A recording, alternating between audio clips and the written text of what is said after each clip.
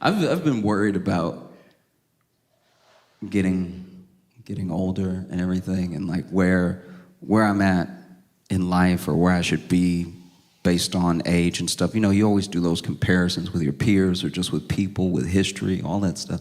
And I think I'm especially freaking out because I don't know what type of old man I'm gonna be, because I don't think you get to choose. Do you know what I mean? I don't think a lot of old men want to be the old men that they are. And it feels like there are some very specific lanes you can go down. You could be a creepy old man, you could be an angry old man, you could be a sweet old man, you could just have dementia. You know what I mean? Like it feels like there's only 4 ways you can go. And I'm scared I'm gonna be an angry old man, you know? That's why I try to live my life. I try to be present so that I won't look back and wish anything or have regrets or get bitter or anything like that, because I'm already starting to get angry old man tendencies. Because I already hate kids, but not kids in general. I got beef with specific kids like an old man would. Like it's like 4 kids where I'm like, ooh. Because there's nothing you could do, so I just hope something bad happens. You know what I mean? It's just 4 of them. So it's not kids at large. It's just, I'll tell you about one of them. I was walking down the street, walking to the train, and there was this little Girl Scout, selling cookies. All right? And we got into it, okay? No, you need to be on my side. Hear me out. So I'm walking down the street, and then this Girl Scout is like, cookies, cookie. Like, she just working her corner, I guess. And like, cookies. And then she sees me. I'm trying to avoid eye contact. I don't want to have anything to do with this right now. I'm trying to keep a good diet and everything. So I'm trying to stare straight ahead. And then she's like, would you want some cookies? And like leaned into my field of vision.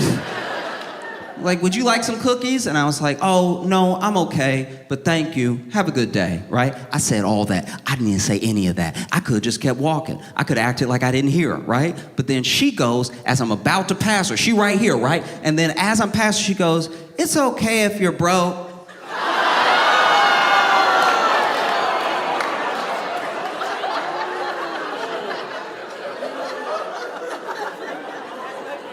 What? Who talks like that? That's insane. That's so crazy. And so I stopped, and I should have stopped, but I stopped. I was like, what did you say? And she was like, it's okay if you're bro. She said it louder the second time. And I was like, where is an adult? This is crazy, but now what do you do? Because I'm like, I'm the grown man. There's nothing that I can do, you know? I can't just be out here yelling. I can't be a grown black man out here yelling at a child holding cookies. Fox would have a fucking field day if there's a picture of me yelling and she's holding the cookies up. So I hit her with everything I could. I was like, Santa ain't real. Tooth Fairy not real. And she just stone cold stared me in my face. It was like, and you don't have any real money. It's like, what do you do? What do you do? There's nothing that you could do in this moment. So I was like, okay, I'm gonna go home and I'm gonna pray. I'm gonna go home and pray that you stay the same size your whole life. That's all I can do. There was a time in my life where I don't know why.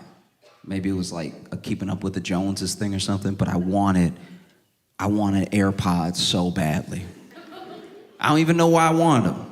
They're not better than the corded. It's all hype. But I wanted them, but I didn't feel like I could afford them. I felt like it'd be too much to spend on some AirPods, right? So I just shut down those desires. I saved up my money. I was like, I'm gonna spend my money on something that's not gonna pass away. I'm gonna make sure that I spend my money on something that's gonna give me a lot of joy. So I spent it on a trip to Mexico, right? And while I was in Mexico, I saw a knockoff pair of AirPods that were so cheap, but they weren't just cheap by like the exchange rate. They were cheap in pesos. They were so cheap, I thought they might be toys, but I was like, let me roll the dice, because I have money to blow now, right? And I bought them, I brought them home, and these had to be the biggest AirPods I've ever seen in my entire life. They were so big, they hurt to put in my ear. They genuinely stretched my ear a little bit because I had to shove them in. And you know how the AirPods supposed to come like here, just under your ear? These came down, like these were wild. And so I turned it on, and the way you turned them on was each side had a button. That's how big they were, that they had buttons on them, all right? You had to press each button at the same time to turn them on. And when you press the button, it didn't even make a technology noise. It wasn't like, it was just like just immediately in your ear. And I don't know if this is related, but as soon as I turned them on, my balls hurt so bad. Which doesn't even make sense. I was like, how are these connected at all? What waves are being sent through my body right now? Because I went like, and I was like, oh, like immediately. And I had him in for a little while, and while I had him in, my mom gave me a call, and I answered because you just had to hit the button to answer. And honestly, everyone that called me while I was wearing my bum AirPods, they sounded behind me. It was the most unsettling. Like I answered if I was like, hey mom, and she's like, hey, how you doing? I was like, oh.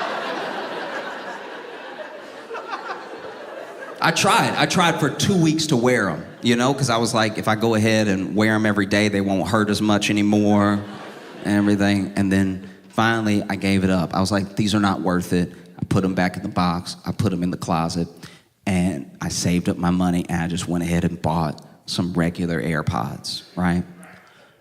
But my ear's like a little too loose now for the standard airs. Like my right got tight again, but my left, like my ear ussy is like not snapping back at all. It's like, and then if I even yawn, they fall out. Like it's hanging on by a thread.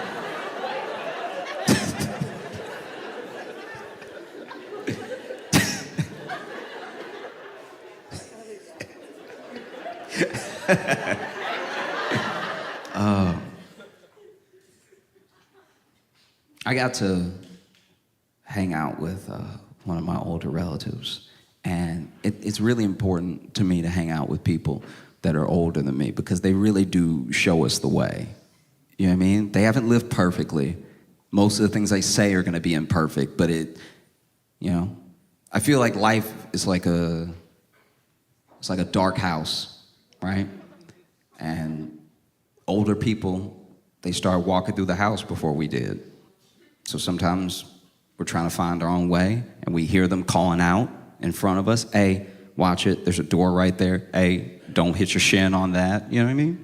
But then every once in a while, they'll let you walk all the way out of a window and be like, my bad, I didn't see that one coming. That's on me, all right? Back in my day, we would fall out that window and we would just get back in the house. We wouldn't complain about it. But we were talking, and I realized something, another thing that I worry about, getting to be an old man. When that day comes, I know a few things that are gonna bother me. Every time we would go somewhere, he would get so mad if I made him use his knees. We would get somewhere, and he was like, you didn't tell me they had all them steps. And I was like, what? Would you have prepared or something? He's like, yeah, I would have got my head right for all these steps. Now I just gotta do steps, unprepared. I didn't get to count them out. I didn't get to look at the image, see how many steps it would be or anything. You just want me to go up these steps raw. And I was like, what? Do you mean raw? I feel like enough time has passed that we can talk about it without it being weird. So, I did a lot of protesting in 2020. There was very little else to do. And all the protests that I happened to go to were peaceful. And there were plenty of peaceful ones. There were peaceful ones all across the state, country, world, peaceful. But enough time has passed that we can admit there were some that weren't. There was a couple times I was watching the news, I was like, nah, Target didn't do anything. Well, what was in there? Yeah. And I was having this conversation with a friend, and he told me that he also went to a protest, and he admitted to me that when this protest just happened, it was like out of nowhere. At one point, he was like protesting with the people, and then he saw people starting to run, and then everybody was running, and then somebody threw something, and then it was a riot. It was like a riot around him. And he admitted to me that when it turned into a riot, that he looted, right? And it's weird, because you're never on the phone with a looter. Yeah, I mean, you always see them on TV, they like stock footage and stuff like that. You never like having a conversation. Because he told me, I was like, why the fuck are you telling this on my phone? What are you doing right now? What's wrong with you? And I was so torn about it, you know what I mean? Because a part of me, all he looted was a rabbit. Nah, I'll explain. Basically, this shit kicked off into a riot, and then this man ran into a PetSmart I'm pretty sure was open. Grabbed a rabbit and ran out. And I was so torn about it, because a part of me was like, why would you loot? What's wrong with you? That's not the point. And then another part of me was like, you couldn't grab someone with some street value or something like that? That's crazy. Because he didn't get a good rabbit. This rabbit been sick since he got it, all right? He been in and out of the vet 3 years off this rabbit. This man lured himself $7,000 into rabbit medical debt. It's absolutely crazy. Look, Chicago, y'all been too good. Thank you so much. Thank you from the bottom of my heart. I appreciate you. I've talked a lot about being on my phone. And I've only mentioned the internet a couple times. I think it's important to point out that the internet, all it is an amplifier. You know, when the internet came along, it changed everything. It changed the world as we live in it. It changed what we care about. It changed our priorities, all that stuff. But all it really is, deep down, is a transformer. It's an amplifier. And if you want to do good, it's going to help you do more good than you've ever done in your entire life. You're going to reach people that you never could have otherwise. And if you want to do evil, it is going to take you to a darker place than you could ever imagine. Like, for the good things, right? As a good example, there was a little girl. Some of you may have even seen the story. There was a little girl that was 8 years old, and she had brain cancer. And her parents didn't have a lot of money, and they didn't have the best insurance. So as Americans, we were gonna let her die. That is what we do here, all right? She, obviously, being 8 and having a bad brain and not having money was irresponsible. She should have pulled herself up by her 7-year-old bootstraps and made enough money to support her dumb cancer brain, right? That's American dogma, okay? So we were gonna let her die, but she said, no, I'm not gonna die, all right? Not without a fight, okay? And so she decided to sell lemonade. She was gonna sell lemonade to raise money for her surgery, right? Which is adorable, but sweetie, that's not gonna cut it. Unless you are charging champagne levels for this lemonade or have child soldier factory levels of it being pumped out and produced, you're not gonna make it, I'm sorry. But as she was selling the lemonade, every person that she sold a cup of lemonade to, she told her story. She told them why she was selling the lemonade. And then those people started to tell people. And then through Facebook, Instagram, Twitter, someone started GoFundMe for this little girl. And then she blew the amount of money that she needed for her surgery out of the water, right? Which is great. That's amazing. That's the power of the internet. That's the ability for us to connect. when we all have access to each other, we can make an impact. We can change each other's lives, you know? But there's also a bad side. We all know it. When I was in high school, there was this group of kids that they were cool, and I liked them, and I liked that they liked me, but they terrified me because all they ever did was prank each other. And it was like too hardcore, and it was really mean, and it weirdly always brought them closer together, but it terrified me, you know? Because they were heinous to each other, but it somehow just strengthened their bond. So I was glad that they liked me, but I didn't want to be in the group. And it was 4 of them. It was 2 guys and it was 2 girls. And normally, like, the coming of age story would tell you that they're all going to hook up, but that's not what happened. Everyone in the group had a different significant other outside the group except for one girl. Her name was Beth. And it was hard for Beth to find somebody because she was too intense. She was a lot. You know, she always felt the need to up the ante, take things further than they should go, you know. Until she met a guy. She met a guy on the internet. And they hit it off immediately. She thought he was cute. They had the same sense of humor.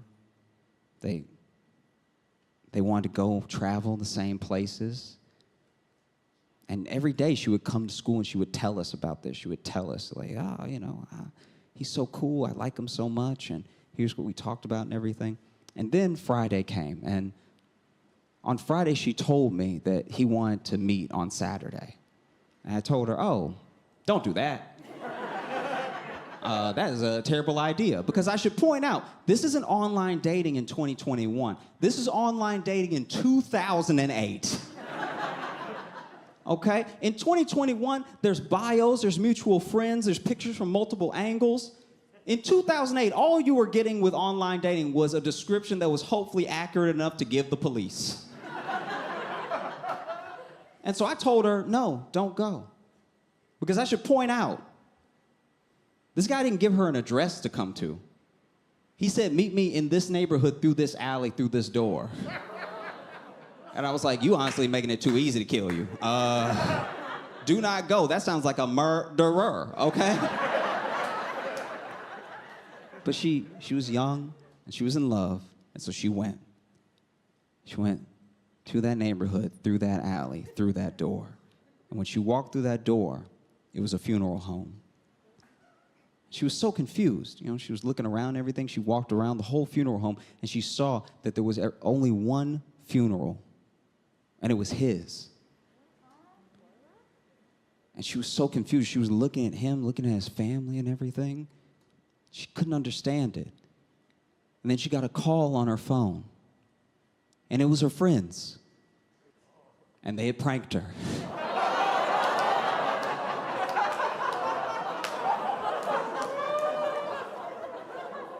You see, they found this dude's picture in the obituary.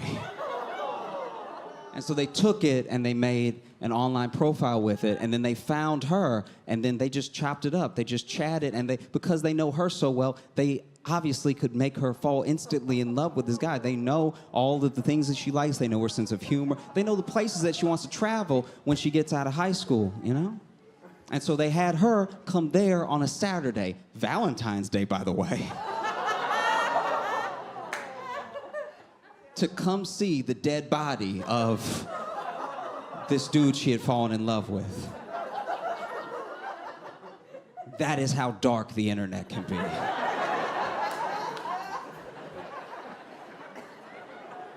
That is what happens when we all have access to each other. We can change each other's lives for the worse. I know right now you feel bad for Beth. Don't. Okay? She got him back. Over the course of a decade, she banged all of their dads.